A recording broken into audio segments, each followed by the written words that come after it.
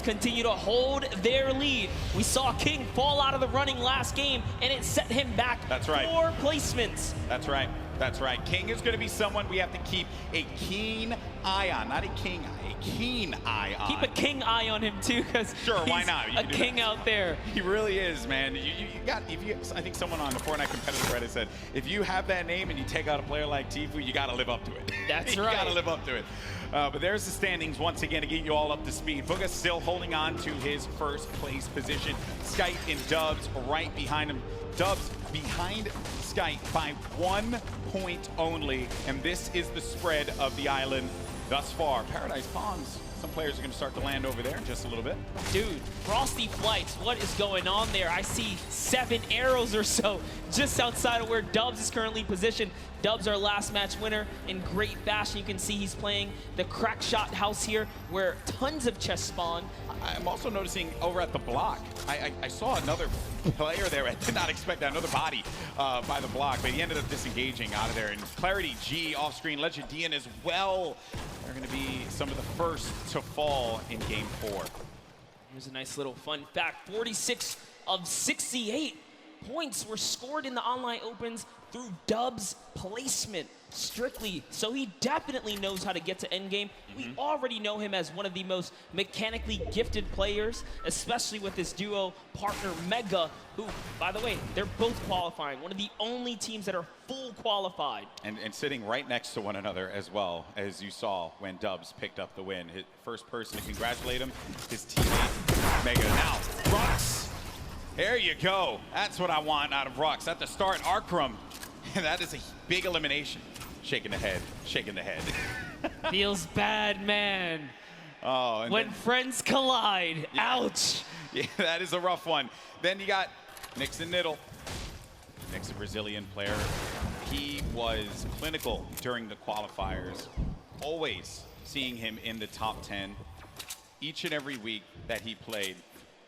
Everyone in the region, everyone in the Brazil region knows how good Nix is. There's one player right below him, and maybe Niddle is going to experience that for himself. Nix does have that life lead here. We'll have that shield advantage. Niddle a little weak on the HP side as well. Listen, Nix is here to show why he's the first qualified solo and duo player from the Brazilian region.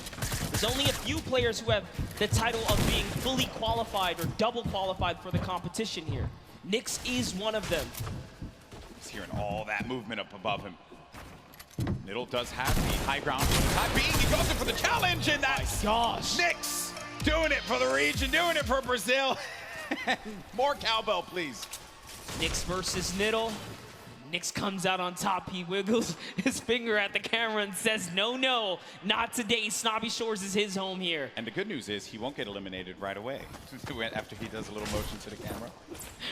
Yeah, I love you, buddy. You know, no instant karma for him. No instant karma for him. Taking a look at Moffin.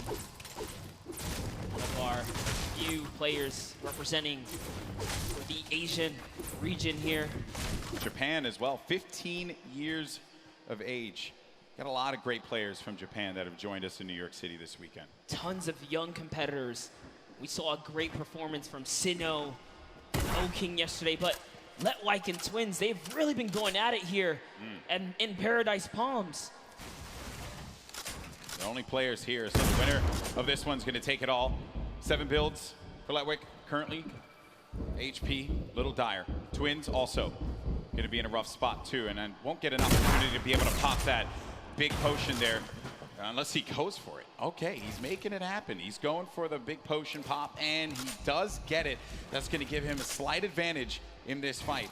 The difference was no hesitation here as Letwike is going back in it, even with the health disadvantage here. Oh, that shield's going to be gone out of that one, Monster.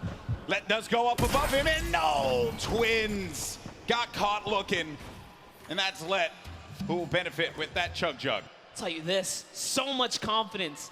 Confidence is key when it comes down to these PvPs battles. He just went all the way. He was committed, and he was, you know, hell-bent on getting the win there. But Ghost Issa, we haven't seen any Shifty Shafts action all weekend long.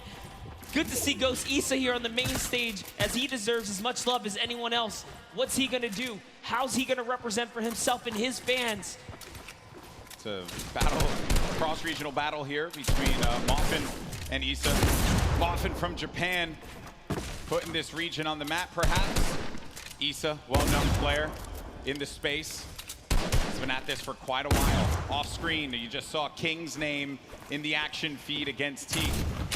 Another shot, actually. Issa getting third-partied. And sometimes when you're in these fights, you just don't expect when another player, they're gonna hear the gunfire. So they're gonna try and push the fight, maybe get an advantage out of it. And it's Mega! Mega marches on in and gets the better of Issa. Now it's gonna have to deal with Moffin. Does not have that floor quite yet. Moffin's holding it down. Does he get the hack through? Moffin goes in for the fight, but that's gonna be another one. Number 2 for the Mega Man. We wanted some Shifty Shafts action, and we got it right there. They are just unfortunately in the warpath of Mega. He lands right outside of this area. Good on him to rotate through here and catch him off guard. Here's a nice little replay from That was Teak. That was King the taking out Teak. Yeah, the King elimination on Teak. Huge for him. All right, Unknown Army. We touched up on him in his pass earlier today. At one point, he was actually somewhat shunned out of the competitive discords for being too aggressive. Little did he know that was the perfect way to find himself here at the World Cup stage, because it was all about pushing players and getting eliminations. Everyone has their opinion and strong opinions on within the competitive community. I'll tell you this, he came right back as being everyone's, favorite friend all of a sudden. That's good. That's good. Obviously, it's, this is a competitive game that is still continuing to evolve and grow. Players, trying to learn one another's personalities and stuff. I understand we do have a replay, though, from one of the other eliminations that had happened earlier on. This is Pika. Look at this, Pika jumping forward, finds one in front. That's a third party, and this player now having to look at Pika, but that was nasty. Pika made him pay. Pika ordered a quick 2-piece chicken nugget, and Aqua was a part of it. That's so unfortunate. Aqua's really been struggling so far in the solo competition, but I'm sure it's a breeze for him now, being that he had such a huge day yesterday. But jumping in with Zayt here. Right now, Aqua's playing with house money. That's what we like to say.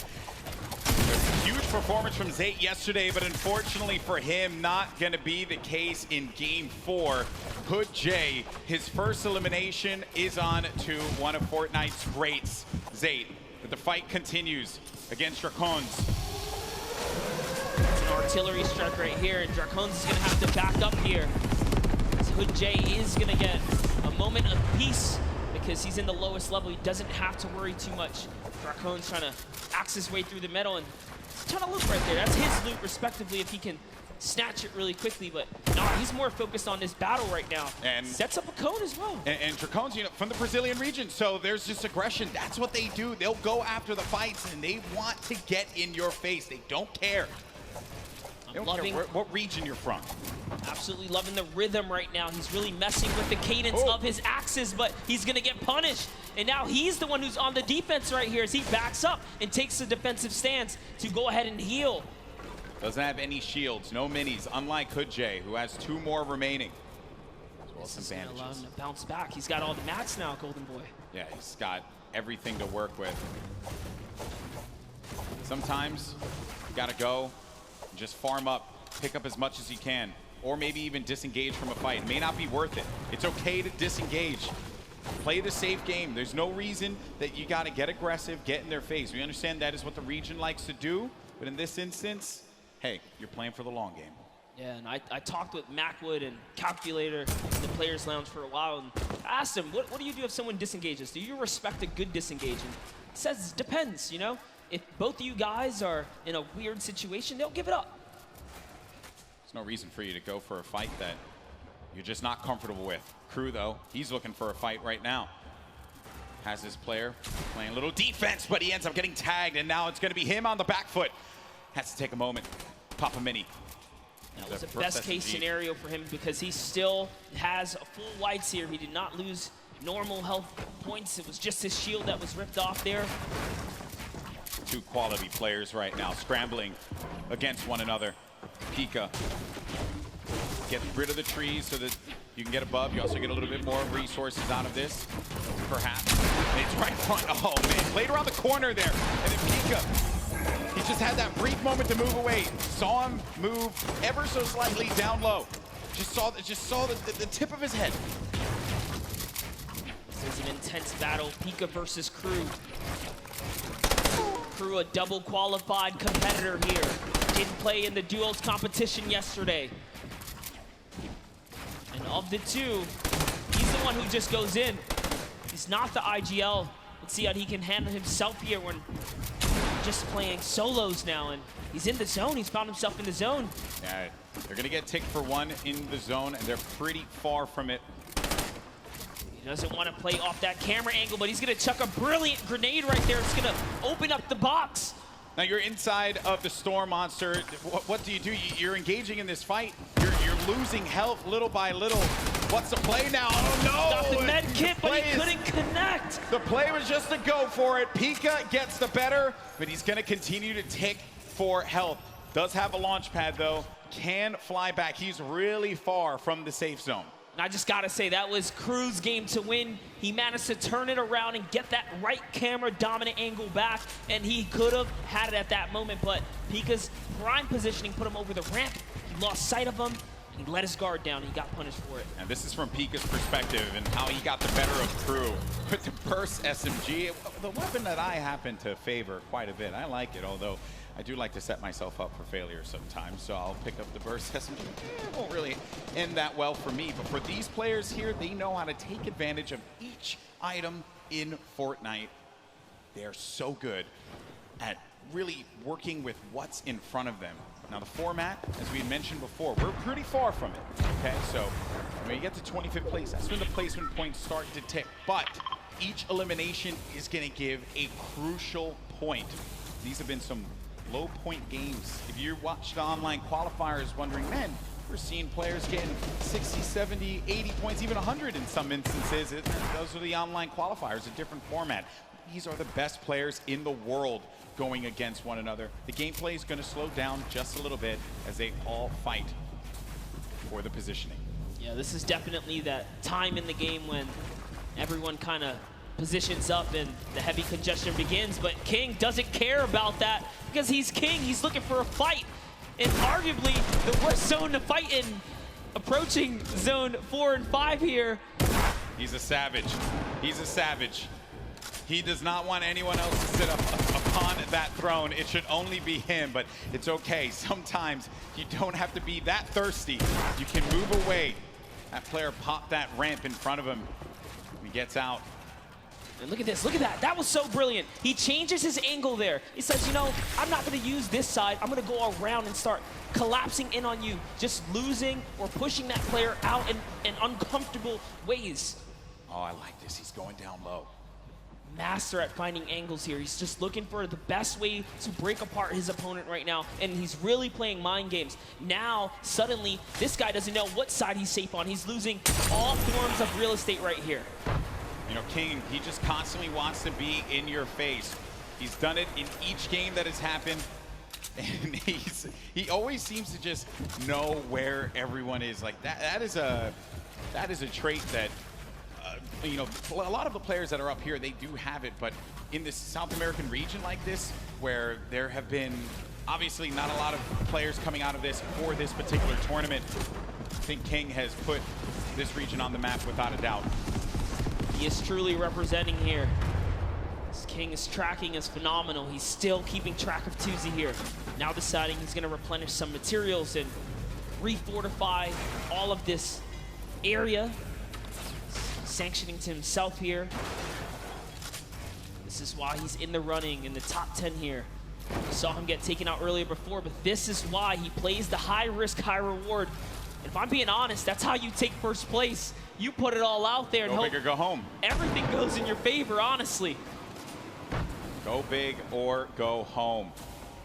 King of fight over on the mountain there. Tuzi's next to him, as well as Keenstar. And King, he's gone. He's flying over to the next target here. He just doesn't stop. Into another box fight he goes. And now he's going to reposition here and set up for the prime push. This is ridiculous. Look, he's still going. He does not care, people. King wants to jump into your box. It's his box now! Oh, what a beast! What a beast! He's not here to play. Laser's gonna go down. Bow down. We thought Bugha was one of the best box fighters. Hold up, it's time to do some reviews here, because King is putting himself on the map here. All I want, Bala, if you're listening, I just want you to do a VOD review of King, okay? Get us a VOD review, please. Hopefully we can just agree on that. Wild stuff, man. Gets the window, boom, right to the face. Right to the kisser. He's already looking. What's wild about that fight, too, is a lot of players would have just stayed stationary in that position. Storm was coming in. They would have been content with being somewhere safe in the He had a next target zone. and he just went right for it. Incredible. Here we have Dubs now. Center zone. Still has a baller. Bucky still in the running here. Leshy also getting right next to Dubs. Also has a baller, so they're probably not going to get into too much of a battle, but who knows? Maybe they'll be Storm baller Surge buddies. is still a thing. Maybe they'll be baller buddies. Maybe. But you're right, though, about the Storm Surge. You really are, because if you're not putting in damage, 0 eliminations for Leshy right now. How many fights has he actually gotten into? Someone's going to be above. There's Dubs. Minigun. That minigun goes right through your builds. Very powerful against structures. Dubs, only with 2 eliminations, is actually the match leader, and that's because he's just pinging other players. Yes, just damage leader. And we just talked about Storm Surge. That's why you want to be proactive. You want to shoot at anything that moves. Because realistically, you don't know when you're going to find yourself in that precarious situation where you have to push someone like pretty much with, without wanting to. And we were talking about this before we jumped on the cast. I think it was Zayt we were discussing. He's really good at not putting himself in a position, but still to get hurt, but still take shots. And Benji Fishy against Storm. First elim for him there.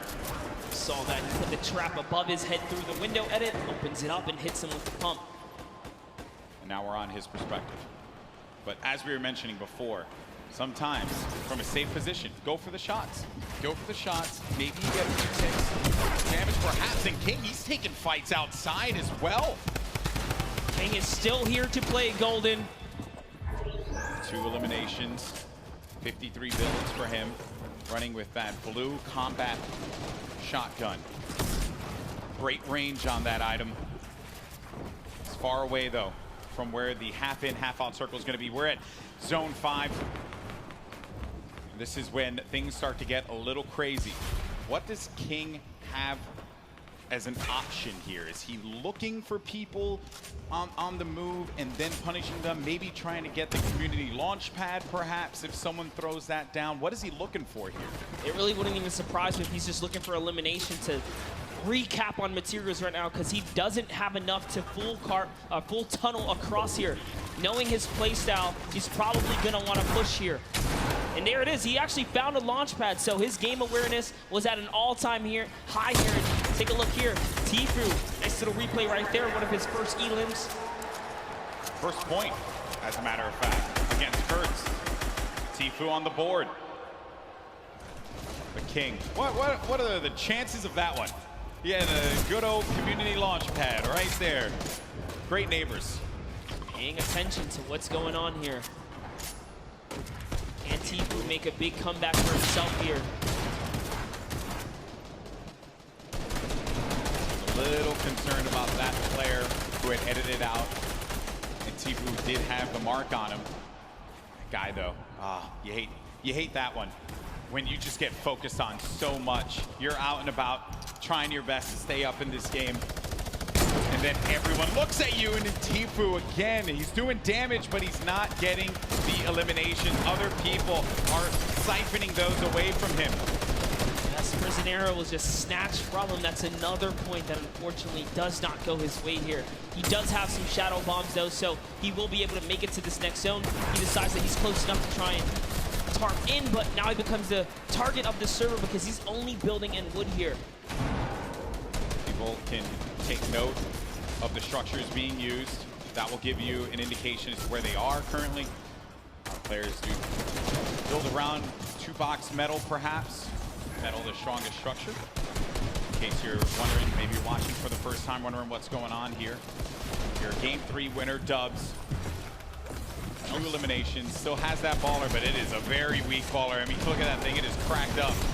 Not only that, he doesn't have health either. He is very, very weak here. He has tons of materials though. He just has to play for placement to continue to hold this lead that he has right now on the competition. King gets taken out by Mongrel, unfortunately, right there, and Bugga is still in the running here as he catches Flexi, and the kill feed is lighting up right now as players are dropping, and we're approaching placement points finally here. We're getting very close to it, Monster. Once we hit 25th place, everyone's going to start to earn some points. Right at the side of your screen, 3 points for everyone still alive, but Dubs, and we mentioned it, that baller was in dire straits. It was not going to be able to survive another rotation, and neither was he with the HP that he had currently. Then the rotations, everyone's starting to move here. They have some shadow bombs. They're going to use those and get to the other side, get to the safe area, build around and protect themselves, and hope that they can continue to gain more placements as we take a look at the overhead. That's right. He was holding his breath because he needed to get that top 25. He didn't break it through in time. Everyone left in the game has already gotten placement points here, but you want to play for the next threshold. You want to continue to stay in this game here, as that's exactly what Tifu's doing with the Shadow Bomb, hopping around the builds here, trying to keep a low profile. Bizzle still in the running. One of the innovators when it comes down to tarping and pushing out with effective and clean builds. Just one of the greats of Fortnite altogether. On the side, I was looking at this fight between Ruxin and Riversand. Riversand went for high ground numerous times, and Tifu gets eliminated by Mongrel. And then Rux has high ground, as you see on your screen to the left. Then you have Bizzle, still very much in this one. Takamura with 4 eliminations and earning placement points as more players begin to fall. And we're coming down to the final moments, Monster. That's right, we are. And we're gonna jump into Takamura's POV here because he has 4 eliminations, and he doesn't plan on stopping. Neither does Mongrel, because Mongrel catches Benji Fishy as well. Taking a look here at Takamura, tarping out. He is gonna fall down, and he's gonna get shot a few times here. What's he gonna do is he's going for the high ground. He sees an opportunity, it's his to take. Now jumping over with Mongrel, who's in the low ground. Drops another player right here. Is he gonna be able to connect in full? Can he convert here? He does not. So many players are landing in front of Mongrel here. Coming down to the wire, top 9 remaining. 1 in front of Mongrel. Does he get the elim? He manages to just get away by the skin of his teeth. And now Mongrel gets up to the high ground, maybe using this. If you keep jumping on the wall, you won't go out of the shadow state. He gets up top, but there's no one gonna be there. There's a person all the way above him, knocks the structure down, and the player does manage to catch himself and maintain the high ground positioning here. We have some great players still left in this game, but Mongrel with 4 eliminations is looking for number 5, and that was on Nate. We're now down to the final moments. Top 5, Monster. He had to fully commit there. Those are the maps that he needed. He's still in the game here. He's gonna go all the way for it, and that's a trade out with the 109 to the face here. Huge elimination on Takamura. We're into a 1v1v1v1. Top 4 players now. Mongrel in the ultimate low ground, going up against a player. It's gotta be Bugga. The game 1 winner will not be enough against Mongrel, who does get picked quite a bit. He loses a lot of HP. No more builds, but the victory royale goes to the veteran Som, who manages to pick up a massive win. We can make a wildfire get away.